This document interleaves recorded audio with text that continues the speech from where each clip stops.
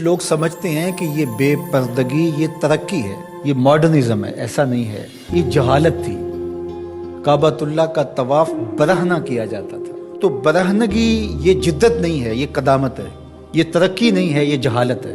اس سے اسلام نے نکالا ہے اور پردے کی طرف اسلام انسانیت کو لے کر کے آیا ہے. کان رسول اللہ صلی اللہ علیہ وآلہ وسلم اشد حیاء من اظراف خدرہا. کمواری لڑکی پردے میں لپٹی ہوئی جس طرح حیادار ہوتی ہے، حضور اس سے بھی زیادہ حیادار تھی. تو یہ ہمارا دین ہے. لیکن مغرب اور لادینی قوتیں جانتی ہیں کہ پردہ اسلام کا شعار ہے، اور انہوں نے پہلے اس کو کمزور اس طرح کیا جس طرح ایک رواج کسی نے کہا. بعض بڑے بڑے چینلز کے اوپر بیٹھ کے نام نہاد مفکرین کہتے ہیں یہ عرب کلچر تھا. عرب کلچر تو برہنگی تھا. عرب کلچر تو برہنہ طواف کرنے کا تھا. گھروں پہ جھنڈے بدکار خواتین کے چھتوں کے اوپر عرب میں لگتے تھے. تو یہ پردے کا تصور کلچر نہیں ہے، بلکہ یہ سنت زہرا سلام اللہ علیہ.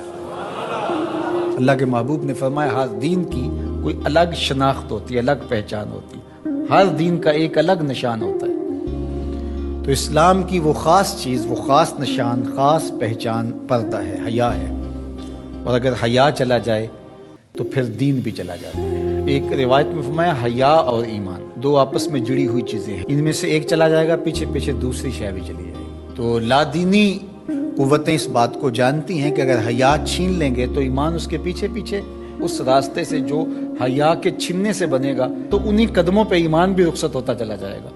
تو لہٰذا ان کو یہ کہو کہ تم ترک ایمان کرو تو یہ تو کبھی راضی نہیں ہوں گے. تو اس لیے انہیں پردے کا ترک کروایا جائے، انہیں حیا کے جوہر سے محروم کیا جائے تاکہ یہ ایمان کے جوہر سے بھی محروم ہو جائے. تو پھر انہوں نے کئی رنگ تراشے. کبھی کہا کہ نظر کا پردہ ہے، کبھی کہا کہ پردہ تو انسان کے دل میں ہوتا ہے. تو مجھے بتاؤ آج کا شخص جو شہوتوں سے لتھڑا ہوا ہے، جہاں شہوات کی گندی ہوائیں چل رہی ہیں، اس ماحول کے اندر اگر کوئی یہ بات کہے تو کتنی عجیب ہے. جس ماحول میں تقدس کی باد صبا چلتی تھی اور وہی اترتی تھی، اور جبریل کو وہی لے کر کے آتے صحابہ نے دیکھا تھا، اور قرآن اترتا تھا، اور قرآن پڑھانے والے سکھانے والے خود صاحب قرآن تھے. وہ صحابہ، ان کو جب پردے کا حکم دیا گیا اور ان کو نظریں نیچی رکھنے کا حکم دیا گیا تو میں اور آپ کون ہوتے؟ جب ابو بکر و عمر کو کہا گیا کہ نگاہوں کو نیچا رکھنا، جب عثمان و علی سے کہا گیا کہ نگاہوں کو نیچا رکھنا، جب سیدہ عائشہ، حضرت ام سلمہ، حضرت میمونہ، حضرت زینب، سیدہ فاطمہ تو زہرا سے کہا گیا کہ تم اپنے پردے کی حفاظت کرنا، تو مجھے بتائیے اس تقدس ماحول کے اندر بھی جب پردہ کرنے کے لیے مومنوں کی ماؤں کو حکم دیا گیا، اور ابو بکر و عمر، عثمان و علی، عشرہ مبشرہ جن کی جنت کی ضمانت بھی رسول اللہ نے دی ہے، تو جب ان کو بھی کہا گیا کہ نگاہوں کو نیچا رکھنا تو میں اور آپ کس شمار میں ہیں؟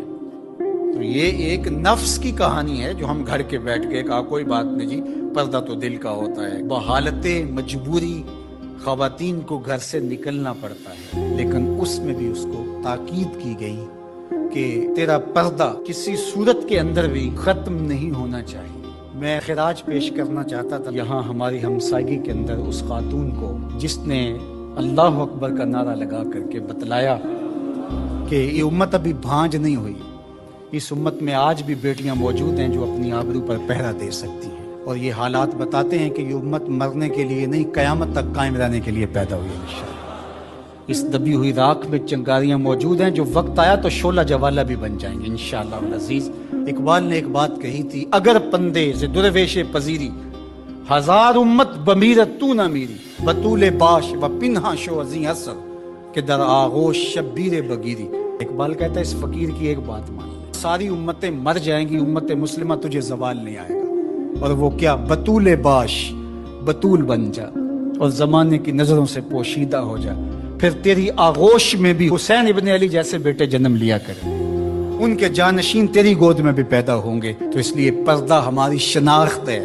آج جو کہتی ہیں جناب پردہ پردہ، یہ کیا ہے؟ یہ تو کٹھ ملا کی اصطلاح ہے. کچھ بولتی ہے جناب یہ دقیانوسیت ہے، کوئی کہتے ہیں یہ زمانہ قدیم کی کہانیاں ہیں. جب قبر میں اتریں گے تو اس وقت مرد کے لیے 3 چادریں، عورت کے لیے اسلام نے پھر بھی 5 چادریں رکھی ہیں. اس کا کفن بھی الگ رکھا ہے، اس لیے کہ وہ پردے کی چیز ہے. تو کیا کوئی عورت کہتی ہے کہ مجھے اسکرٹ میں دفن کر دیا جائے، میں بے پردہ قبر میں جانا چاہتی ہوں؟ اس وقت تو سب کہتے ہیں تنیاں بھی باندھ دی جائیں، اس وقت محارم قریب آ جائے جو لحاظ میں اتاریں. تو اگر زندگی کے بعد بھی پردے میں لپٹ کے جانا ہے تو ساری زندگی سیدہ فاطمہ کی غلامی میں بسر کر دیے جائیں، ان کی کنیز بن کے زندگی گزاریں.